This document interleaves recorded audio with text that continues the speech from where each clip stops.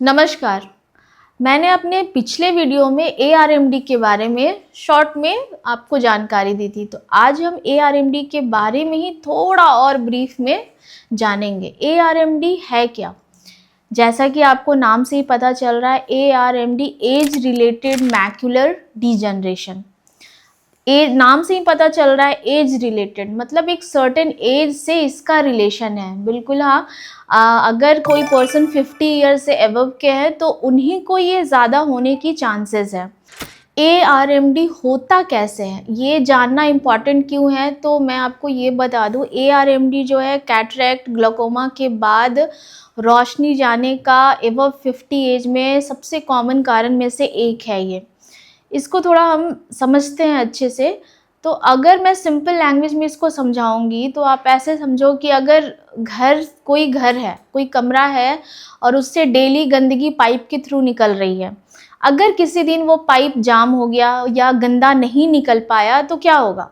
सारा गंदगी घर में ही रहेगा, उससे बहुत सारी बीमारियां होगी। तो सेम प्रोसेस जस्ट हमारे आई में होता है कि आफ्टर 50 ईयर हमारे आँख का जो क्लीनिंग का प्रोसेस होता है वो रेटिना के अलग अलग लेयर्स में होते हैं, वो काफ़ी केसेस में कम हो जाता है। तो जिसके कारण क्या होता है कि जो भी गंदगी है, जो भी टॉक्सिक मटेरियल होता है, वो आरपी सेल के पास जा कर के जमा हो जाता है वो। और हमारे आई में देखने के लिए दो टाइप के सेल होते हैं, rod cell and cone cell. Rod cell के थ्रू हम डार्क में देख पाते हैं, कोन सेल के थ्रू हम उजाले में या कलर्स वगैरह देख पाते हैं। तो एआरएमडी जो होता है इन्हीं सेलों को डैमेज करता है। और एआरएमडी में ही रेटिना पे देखने वाले जगह जो आई का सेंटर होता है, वहाँ पर ये टॉक्सिक मटेरियल का डिपोजिशन हो जाता है।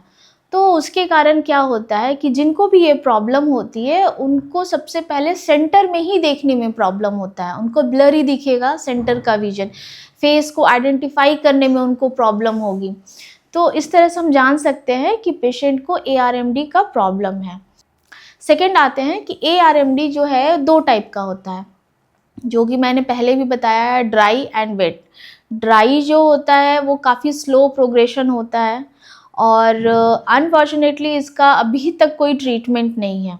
एंड सेकेंड वेट एआरएमडी होता है। इसमें क्या होता है कि रेटिना जो होता है उसके लेयर्स में ब्लड वेसल्स आकर के ग्रो कर जाते हैं। तो ये वेट एआरएमडी जो होता है ये एग्रेसिव विजन लॉस करता है।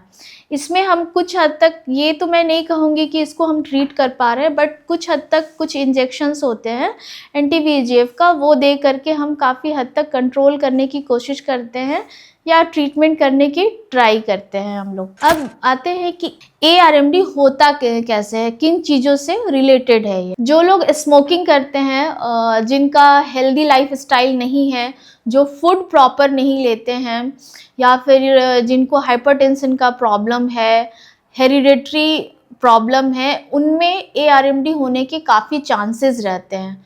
तो इसका बेस्ट ट्रीटमेंट या बेस्ट क्योर या बचने का उपाय यही है कि आफ्टर 50 ईयर हर पर्सन को अपना आई चेकअप एटलीस्ट ईयरली ज़रूर करवाना चाहिए। अगर किसी तरह का कुछ ब्लरीनेस आ रहा है तो एज अर्ली एज पॉसिबल आप अपने डॉक्टर को दिखाइए, उसके अकॉर्डिंग वो उसको ट्रीट करेंगे, डायग्नोज करेंगे। डायग्नोसिस में डॉक्टर्स करते क्या है कि आई का एक फ़ोटो लेते हैं, रेटिना का फ़ोटो लेते हैं, उसके थ्रू हम कंफर्म करते हैं अपने डायग्नोसिस को। और अगर आपके डॉक्टर ने ये डायग्नोस किया कि एआरएमडी है, तो आपको, अगर स्मोकिंग वगैरह की प्रॉब्लम है तो आप जितना जल्दी हो सके उसको क्विट कीजिए। अपने खाने में एंटीऑक्सीडेंट वगैरह यूज़ कीजिए। मोस्टली ये तो नहीं कह सकते हैं कि एंटीऑक्सीडेंट पूरी तरह से वर्क करता है, बट हाँ काफ़ी हद तक एआरएमडी को ये कंट्रोल करता है। आजकल बहुत सारे मार्केट्स में टैबलेट आए हुए हैं जो अच्छा वर्क करते हैं इस पे। जिनको भी विजन का प्रॉब्लम हो रहा है, जैसा कि मैंने बताया था कि ये इसमें जो रोशनी जाती है वो जल्दी रिकवर नहीं हो पाता है, तो आजकल हमारे साइंस में ऐसे बहुत सारे इंस्ट्रूमेंट हैं जो कि हमारे डे टू डे वर्क में काफ़ी हेल्पफुल होंगे। सपोज़ कि आप आफ्टर 50 ईयर हो चुके हैं और ARMD का प्रॉब्लम हो गया है, आपको सिग्नेचर में कुछ रीडिंग करने में प्रॉब्लम हो रही है, ऐसी बहुत सारी चीज़ें हैं जो आपके डॉक्टर आपको बेटर बता पाएंगे देखने के बाद आपके कंडीशंस को, और जिसके हेल्प से आप अपने डे टू डे लाइफ को बहुत ईजिली हैंडल कर पाएंगे। तो ARMD से बचने का सबसे सही उपाय यही है कि आप एक हेल्दी लाइफ स्टाइल अपनाइए और हेल्दी डाइट लीजिए, और टाइम टू टाइम आप अपने आई का चेकअप प्रॉपर करवाते रहिए। होप सो आपको ये वीडियो काफ़ी यूज़फुल लगा होगा। फिर हम ऐसी ही कुछ जानकारियों के साथ अपने नेक्स्ट वीडियो में फिर से मिलते हैं। धन्यवाद।